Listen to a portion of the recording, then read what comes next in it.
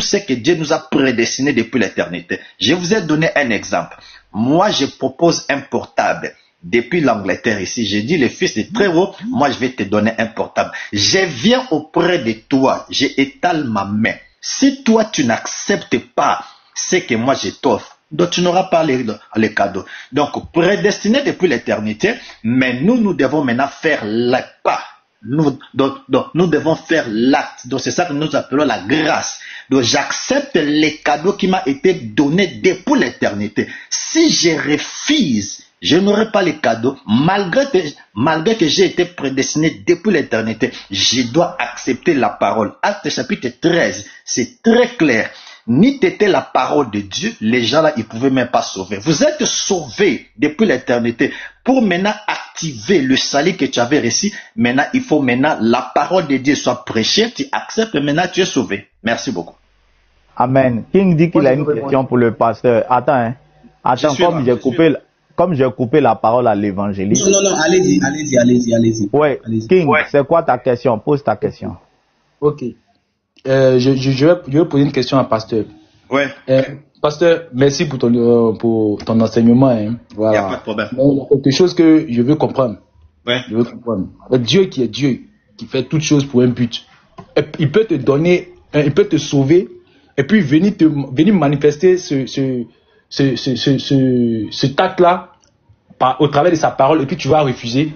Ça, c'est ma question. Comment cela est possible que Dieu qui nous a sauvés dans sa préscience là-bas, ou bien qui nous a sauvés depuis la fondation du monde, il va venir manifester ce choix-là, ou bien cette position-là envers nous, et puis nous, on est capable, ou bien on a le choix d'accepter, ou bien de refuser. Ok, merci pour la question. Acte chapitre 13 répond à ta question. Il y a quoi? Lorsqu'on dit la prédestination, Dieu n'avait pas forcé des gens à recevoir le salut. Dieu nous a testés, Dieu nous a connus d'avance. Alors tout ce que Dieu avait connu d'avance, lorsqu'ils vont venir sur la terre, lorsque l'évangile sera prêché, les gens là, ils vont écouter la voix qu'ils avaient écoutée depuis l'éternité, ils vont refuser. Donc, ils vont accepter. Tous ceux qui étaient prédestinés pour le salut, ici sur la terre, ils vont reconnaître la voix. C'est pourquoi Jésus avait dit que je connais mes brebis et mes brebis me connaissent. Ils entendent ma voix. C'est lui qui a été prédestiné. Je prépare depuis l'éternité. Dieu n'avait pas choisi, mais toi-même, Dieu ta vie que tu vas accepter lorsque tu seras ici sur la terre. Quel que soit que tu es musulman, bouddhiste, mais lorsque l'évangile, lorsque nous parlons de l'évangile, ce n'est pas des traditions. Lorsque l'évangile sera prêché, maintenant, toi, ton oreille, tu vas reconnaître maintenant l'évangile qui a été prêché depuis l'éternité. Maintenant, ton cœur ne va pas refuser l'offre qui t'a été donnée depuis l'éternité. Maintenant, c'est lui qui refuse l'évangile. Ça veut dire que lui-même, il avait refusé l'offre que lui avait donnée depuis l'éternité. Donc, il y a deux cas. Même tu es musulman, les jours que tu écouteras la bonne nouvelle de l'abondance, la grâce, parce que tout ce qui se prêche, ce n'est pas l'évangile. On va y arriver. Lorsque tu vas écouter l'évangile, ton cœur va commencer maintenant à bouillonner, comme dans Actes chapitre 2. Les gens là vont dire, qu'est-ce que nous devons maintenant faire? Crois au Seigneur Jésus, tu seras sauvé. Donc c'est un peu ça, mon frère. Donc, je vais chuter là en disant... Moi, je veux... Attends, King, attends. Moi, Non, il vient. C'est à toi, mais il vient. C'est à toi, il a donné la parole. Il ne parle pas longtemps. Moi, par rapport à ton exemple, voilà quelqu'un qui est prédestiné au salut. Mais sur la terre, il est musulman. Il n'a pas encore entendu l'évangile. Il est musulman. Ma question, écoute bien ma question. Hein. Avant qu'il n'entende l'évangile et qu'il n'accepte là, pendant le temps qu'il est musulman là, est-ce qu'il est sauvé? Ok, je réponds. Hein. Avant de répondre, moi, j'ai fait une petite brèche à Évangéliste qui a dit que dans la préscience de Dieu, nous sommes tous égaux. Et que, voilà, nous ne sommes pas tous égaux parce que dans la préscience de Dieu, Dieu avait déjà établi Jérémie comme étant prophète, tout ça et tout. Donc, on n'est pas égaux là-bas. Voilà. Donc maintenant, pour répondre à fils. Tu m'excuses, là tu ne m'as pas compris. On parle du salut, on ne parle pas des œuvres. Il faut distinguer. C'est pourquoi je dis vous êtes là à faire l'amalgame de toutes choses. Évangéliste, c'est pas grave. Attends, tu auras la parole. Je sais, tu auras aussi la parole. Comme il y a King qui avait posé une question, le pasteur explique. Attendez. Jesse a dit quelque chose. Laisse-moi lui répondre. Jesse dit qu'on ne donne pas la parole. Mais je viens. Jesse a mis un commentaire. Laisse-moi lui répondre. Je viens à toi. Je n'ai pas dit t'arrache la parole. Nous qui sommes en haut pour répondre à commentaire en bas. Jesse est sur le panel. Oh, toi, c'est difficile, hein? Ah, Jesse, on distribue de manière équitable, mais comme le pasteur a donné un enseignement, il a posé la question. C'est pour ça que moi, dans son rebondissement, il lui a posé une question qui est claire. Quelqu'un est prédestiné au salut depuis la préscience du ciel, là-bas, depuis l'éternité. Mais sur la terre ici, il est musulman. Alors, avant qu'on lui annonce l'évangile et qu'il n'accepte le Seigneur pendant la période qu'il est musulman là, je demande à King le Grand, il est sauvé ou bien il n'est pas sauvé?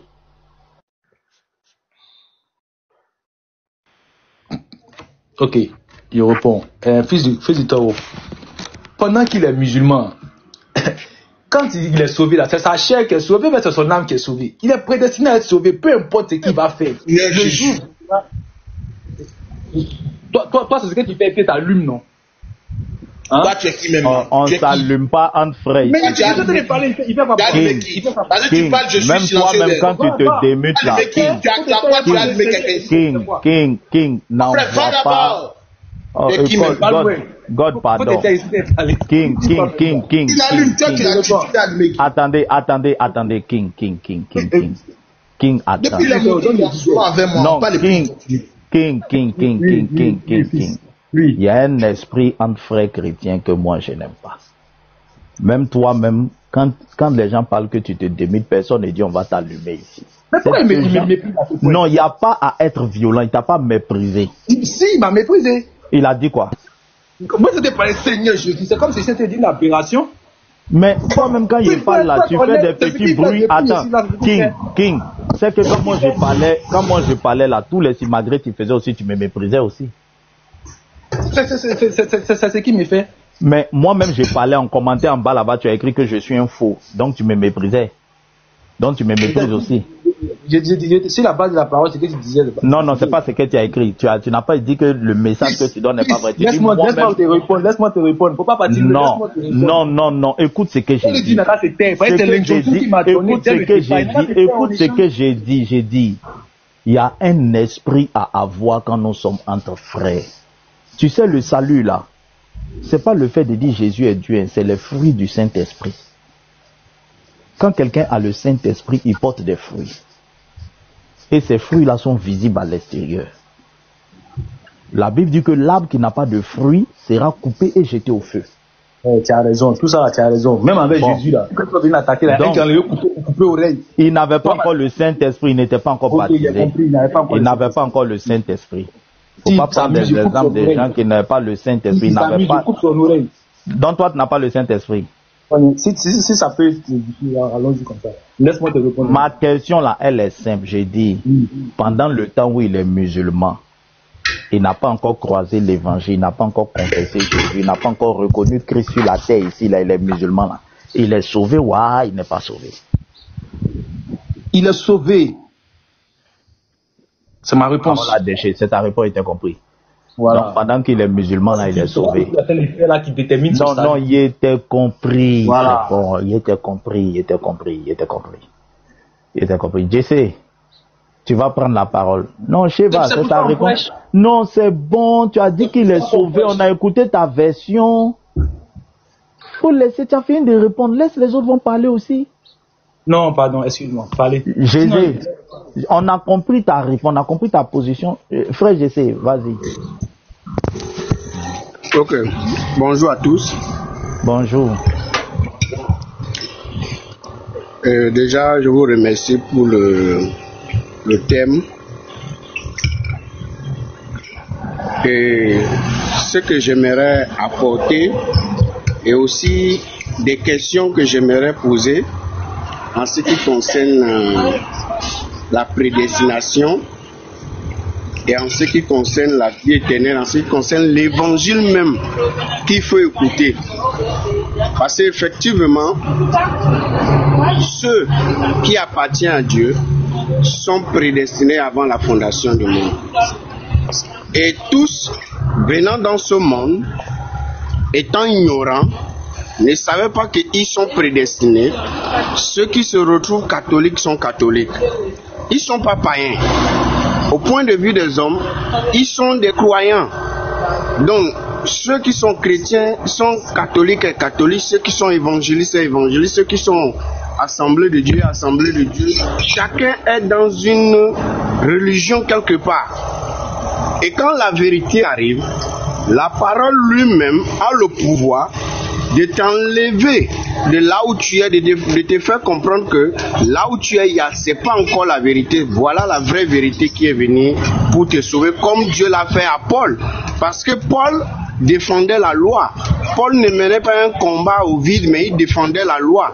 Maintenant, Dieu doit le sauver dans la grâce. Il lui a fait comprendre la grâce et il comprend que la loi ne peut pas amener quelqu'un au ciel. Il est de même de nos jours. Plusieurs de ceux qui sont élus avant la fondation du monde, d'autres sont pasteurs, sans pour autant être dans le véritable. D'autres sont des docteurs, sans pour autant être dans le véritable. D'autres sont des évangélistes, sans pour autant être dans le véritable. Maintenant, s'il faut écouter la parole, la véritable parole, c'est quelle église qu'il faut écouter dans ce monde, dans ce 21e siècle où nous sommes, où il y a plusieurs églises, où l'autre ne peut pas aller prier avec l'autre, où l'autre ne peut pas aller prier avec l'autre. Chacun a son église et nous disons que nous prions le même Dieu et que nous avons la vie éternelle, mais nous n'arrivons pas à avoir le même langage. Ça, c'est ma question. Maintenant, c'est quel évangile? C'est quoi même l'évangile? Oui. Papa Jesse, attends. Oui. Je veux te poser une question. Oui, je vous écoute. Avant Actes chapitre 9, avant Actes des Apôtres chapitre 9, oui. Le Paul qu'on voyait qui exécutait Étienne là, il était sauvé ou bien il n'était pas encore sauvé? Il n'était pas encore sauvé. Voilà. C'est là King le Grand en train de te dire, voilà, King le Grand en train de te dire que quand il était Saul, et puis il exécutait Étienne là, il était sauvé. Non, il n'était pas encore sauvé. C'est là où le chemin de Damas. Voilà pourquoi il était arrêté, parce que lui et toi vous n'êtes pas d'accord. Parce que pour lui, avant l'épisode de Actes chapitre 9, où Paul rencontre le Seigneur, l'épisode même intitulé Conversion de Saul. Tu vois, non? Voilà. Avant cet épisode où Paul s'est converti là, le Paul qu'on voyait pharisien, qui était en train de assassiner, participer à l'assassinat d'Étienne là, King dit qu'il est sauvé. Tu vois, non? Que ce n'est pas le fait qu'il ait rencontré le Seigneur et puis accepté le Seigneur qui a fait qu'il est sauvé. Non. Il était sauvé même puis que il était Paul en train de tuer Étienne là, il était sauvé. Ah ok, je comprends mieux maintenant la question. Tu comprends maintenant King, non? Maintenant, c'est là le pasteur en train de l'enseigner que non. Vous savez, moi, excusez-moi beaucoup, hein. Moi, j'ai eu beaucoup de mal avec la Bible en français. Parce qu'en français, quand on dit prédestiné, ça veut dire que on a destiné la chose, on a destiné la personne à quelque chose avant qu'il ne vienne. Tu vois un peu, non? Mais en grec là, ça parle de la connaissance qu'on avait avant même de créer. Tu vois ce qu'il veut dire, non? Mais on va m'excuser dessus. Oui. Si tu m'excuses, je vais, moi, la compréhension de prédestiné selon ce que ces personnes-là disent, c'est la robotisation en fait. Voilà. C'est comme si Dieu, nous n'avions même pas le choix de notre vie. Non, tu es un robot. C'est-à-dire, celui-même qui est en train d'assassiner les gens là, c'est un robot, c'est Dieu qui l'a programmé à tuer. Il est là, il n'est pas maître de lui-même. C'est lui-même il tue. C'est-à-dire Dieu a fabriqué des robots, il a mis sur la terre, il a fabriqué des assassins Et puis quand il finit de fabriquer, il dit, bon, les assassins, c'est-à-dire on est dans une sorte de jeu, quoi, où Dieu a déjà programmé les gens. Il a programmé, toi, je t'envoie sur la terre, tu vas être un meurtrier. À la fin, je vais te mettre en enfer. Toi, je t'envoie sur la terre, tu vas être sauvé. À la fin, je vais t'envoyer au ciel. Toi, je t'envoie, tu vas être violeur. À la fin, je vais t'envoyer. Donc, celui il est programmé depuis là-bas d'un violeur. Quand il vient là, il viole seulement. Bon, pardon, hein. En tout cas, c'est ce que j'apprécie dans fini, hein.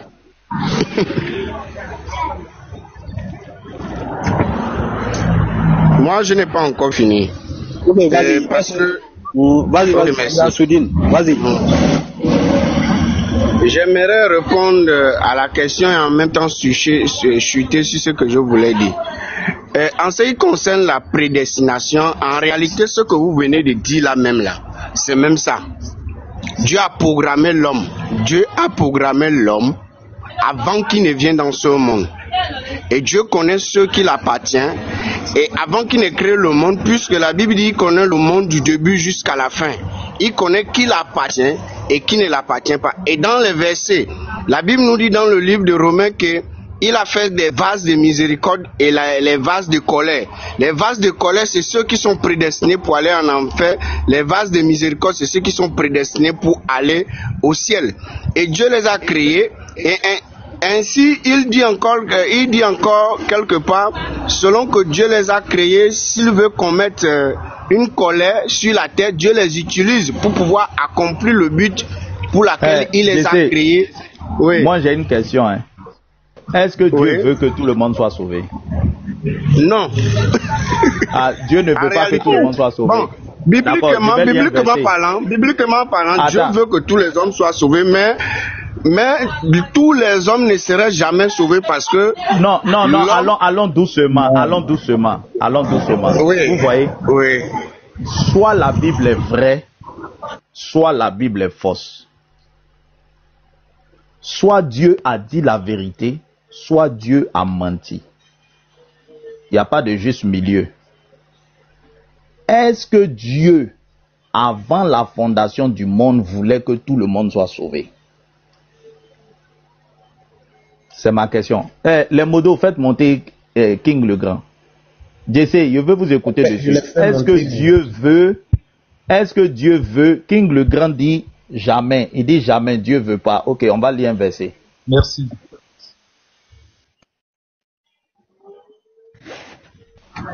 Ok, je n'ai pas bien compris la question, s'il vous plaît. La question était, est-ce que Dieu veut que tout le monde soit sauvé? Est-ce que dans la volonté de Dieu, dans la volonté pure de Dieu, est-ce qu'il voudrait que tout le monde ait le salut, soit parvienne à le rencontrer? C'est la question. Oui, il veut que tout le monde soit sauvé. Je vais vous donner le verset en question. Oui.